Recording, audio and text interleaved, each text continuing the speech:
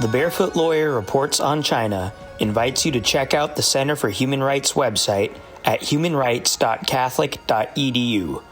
There you can find our latest episodes, articles about human rights in China, important events, and information about our annual essay contest for students. Go to humanrights.catholic.edu. Welcome to another edition of the Barefoot Lawyer Podcast. I'm William Saunders. I'm director of the Center for Human Rights at the Catholic University of America. The Barefoot Lawyer Podcast is, of course, a reference to our distinguished fellow, Chen Guangcheng, at our center.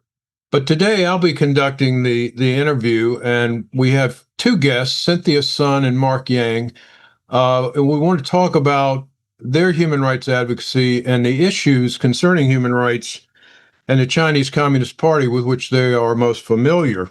As we talk to this conversation, please feel free to share some of your background if I don't specifically ask about it. I think our listeners will be a combination of people who know a lot about these issues and some people who probably don't know anything. So I think we have to shoot for the middle and not assume everybody's an expert. So I thought it'd be nice to start with Cynthia has given a talk. There was a recent summit on international religious freedom in Washington, D.C. Our center was one of the sponsors actually for the summit, and my students attended it. So Cynthia was one of the people who spoke at it. So I thought we'd just start, Cynthia. Tell us about what you spoke at the summit. Sure. And thank you so much, Professor Saunders, for inviting me here. I'm a longtime listener of the podcast and I follow you on Substack. So it's really great to be here today. And at the International Religious Freedom Summit, we were talking about accountability mainly because a lot of authoritarian regimes, including China, have operated for decades without any proper accountability.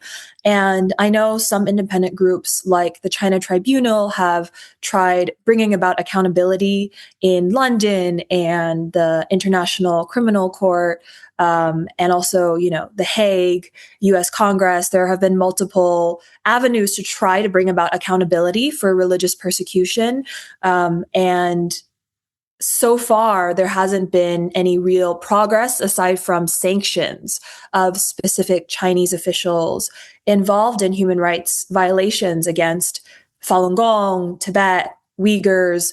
And so what I really wanted to talk about was that accountability part, because there are so many human victims. I think as of this date right now, February 27th, there are 5,302 documented deaths, according to one grassroots website called minghui.org.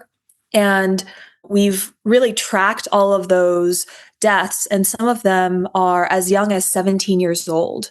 These deaths are, do you know what the reasons were for these deaths? A majority are from direct abuse in custody.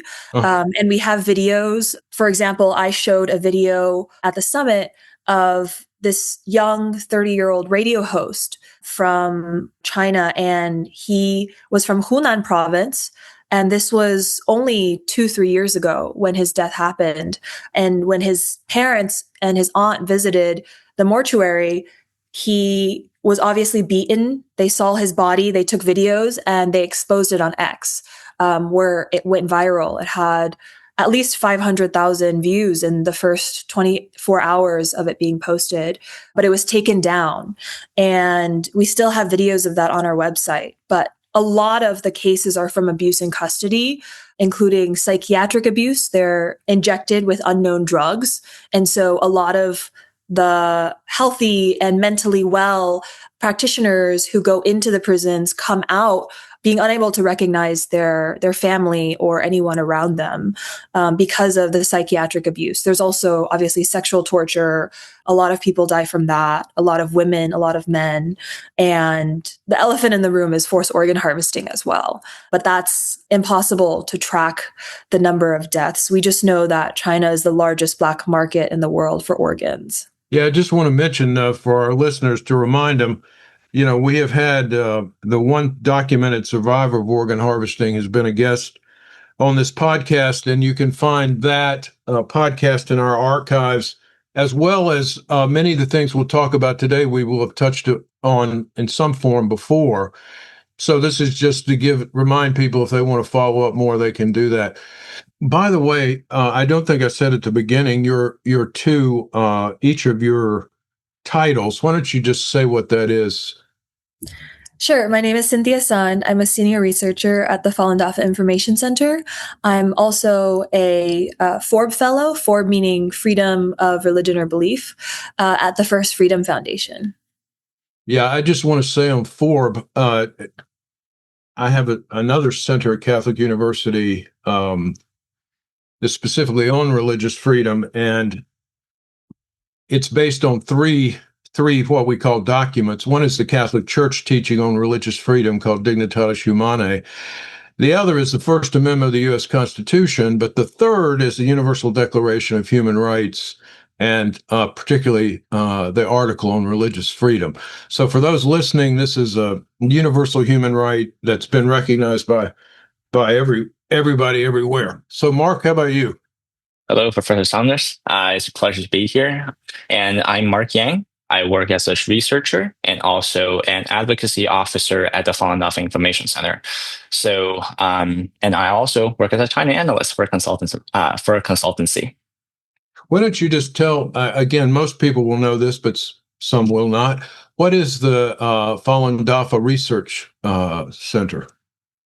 Yeah, so the Falun Dafa Information Center, we do a lot of these research on the persecution that is happening in China, where we document the persecution cases, and then also we document the victim stories. So we actually give a platform, and then a lot of these stories are oftentimes in Chinese. So we do the translation, we do the interviews, and we give a platform to let us to be more well known. And also some of our advocacy efforts include to bring these victims to our congressional offices where they often want to share their stories with the legislators. And we help with some of these interpretations, and we help to bring these stories forth. And more recently, the center focused a lot of its energy on the escalated transnational repression that is also coming from China, where there are a lot of these violent threats, a lot of these harassments, and even physical violence that has been targeting Falun Gong practitioners. And so far, we have documented over 243 violent threats that are targeting Falun Gong practitioners around the world. And this is from early 2024 until now. So around 2 years, already over 243. So it is a pretty intense, campaign of transnational repression from the CCP. The Center for Human Rights has published countless articles and reports on issues facing China, the US, and the world. In a 2023 report, Emily Burton examines the continuing influence of Confucius Institutes in American universities, exposing how many have rebranded rather than truly severing ties with the Chinese Communist Party. To read her report, go to our research and analysis page on humanrights.catholic.edu.